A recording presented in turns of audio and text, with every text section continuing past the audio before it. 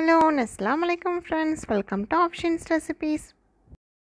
இன்றைக்கி நம்ம ரெசிபி சேனலில் சின்ன பசங்கள்லேருந்து பெரியவங்க வரைக்கும் ரொம்ப விரும்பி சாப்பிட்ற ஒரு புட்டு ரெசிபியை தான் நம்ம பார்க்க போகிறோம். கேழ்வரகு மாவில் ராகி மாவில் எப்படி புட்டு செய்கிறது அப்படின்றது தான் பார்க்க போகிறோம். இந்த புட்டு செய்கிறதுக்கு ரொம்ப டைமிங் ஆகாது. ஆனால் இதில் ஒரு சில டிப்ஸ் நம்ம ஃபாலோ பண்ணால் மட்டும்தான் நம்ம செய்கிற புட்டு ரொம்ப சாஃப்டாகவும் சாப்பிடும்போது அடைக்காமலும் ரொம்ப சூப்பராக டேஸ்டியாக பண்ண முடியும். என்னென்ன டிப்ஸ்லாம் ஃபாலோ பண்ணுன்றதை இந்த வீடியோவில் பார்க்கலாம் வாங்க. புட்டு செய்கிறதுக்கு நான் இந்த கப்பில் 2 கப் அளவுக்கு புட்டு மாவு எடுத்திருக்கேன், ராகி மாவு எடுத்திருக்கேன். இது வந்து கடையில் விற்கிற மாவு தான் நான் எடுத்திருக்கேன். நீங்கள் வீட்டில் அரைக்கிற மாவு கூட யூஸ் பண்ணிக்கலாம்.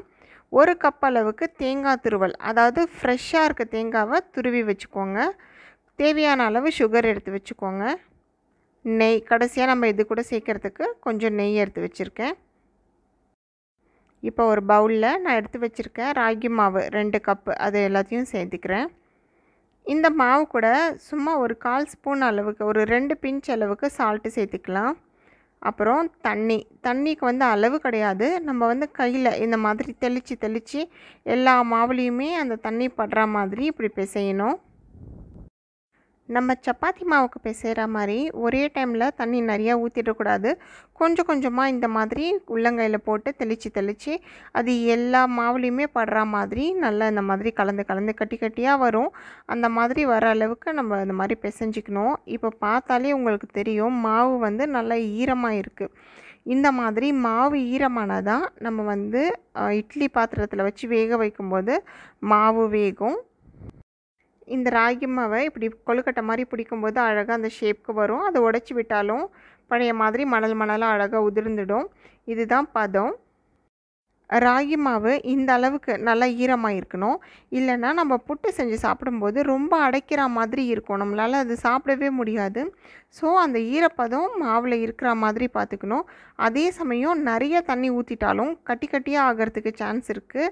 அதுவும் சாப்பிடும்போது கஷ்டமாக இருக்க மாதிரி இருக்கும். நான் காமிச்ச கிளாஸில் 2 கிளாஸ் அளவுக்கு தண்ணி எனக்கு தேவைப்பட்டுச்சு. இந்த மாதிரி ரெடி பண்ணிவிட்டு இப்போ நம்ம இதை வந்து சலிச்சு எடுத்துக்கலாம்.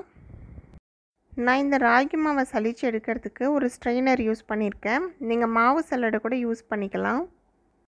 இந்த ஸ்ட்ரெயினரில் போட்டு மாவை இந்த மாதிரி சலிச்சு எடுக்கும்போது நல்ல ஃபைனான பவுடர் கிடைக்கும். எல்லா ராகி மாவுமே நம்ம இந்த மாதிரி செஞ்சு சலிச்சு எடுத்து வச்சுக்கணும். அந்த கட்டியாக இருக்கு இல்லையா, அது எல்லாத்தையும் உடச்சி விட்டு நல்லா இந்த மாதிரி ஃபைன் பவுடராக அழகாக நம்ம எடுத்து வச்சுக்கணும். அப்போ தான் நம்ம புட்டு செய்யும்போது நல்லா நமக்கு உதிரியாகவும் இருக்கும், அதே சமயம் நல்ல சாஃப்டாகவும் இருக்கும் சாப்பிட்றதுக்கு. இதை விட ஈஸியான மெத்தடும் ஒன்று இருக்குது, எப்படி மாவு ரெடி பண்ணுறது உடனேன்னு சொல்லிட்டு அதையும் நம்ம பார்க்கலாம்.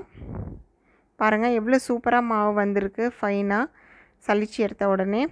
அடுத்தது மிக்ஸி ஜாரில், இந்த மாதிரி மிக்ஸி ஜாரில் போட்டுட்டு ரொம்ப நேரம்லாம் ஓட்டக்கூடாது. சும்மா பல்ஸில் வைப்போம் இல்லையா, ஒரு 2 செகண்ட் வச்சு எடுத்திங்கன்னா அப்படியே அந்த உருண்டையாக இருக்க மாவெல்லாம் அழகாக உடஞ்சி இந்த மாதிரி சாஃப்டாக ஃபைன் பவுடராக வந்துடும். இப்படி கூட நீங்கள் ரெடி பண்ணிக்கலாம். இந்த மாதிரியும் நான் செஞ்சு பார்த்துருக்கேன். இந்த மாதிரி செஞ்சாலுமே புட்டு வந்து ரொம்ப சாஃப்டாக நல்லாயிருக்கும்.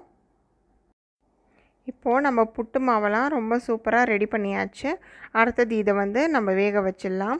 ஒரு இட்லி பாத்திரத்தில் தண்ணி சேர்த்தாச்சு. தண்ணி சேர்த்துட்டு நான் மேல் தட்டி எடுத்திருக்கேன். அது மேலே ஈரமான ஏதாவது ஒரு காட்டன் துணி போட்டுக்கோங்க. இப்போது இது மேலே நம்ம ரெடி பண்ணி வச்சுருக்கேன் புட்டு மாவெல்லாம் வைக்க போகிறோம். நம்ம ரெடி பண்ணி வச்சுருக்க புட்டு மாவெல்லாம் அழகாக இது மேலே வச்சிடலாம். இப்போ நம்ம வைக்கும்போதே லைட்டாக அதில் இந்த மாதிரி கட்டி பிடிக்கிற மாதிரி வருது இல்லையா, அதை கூட நம்ம அப்படியே இந்த மாதிரி ஸ்பூன் வச்சு லைட்டாக அப்படி தேய்ச்சி விட்டுக்கலாம்.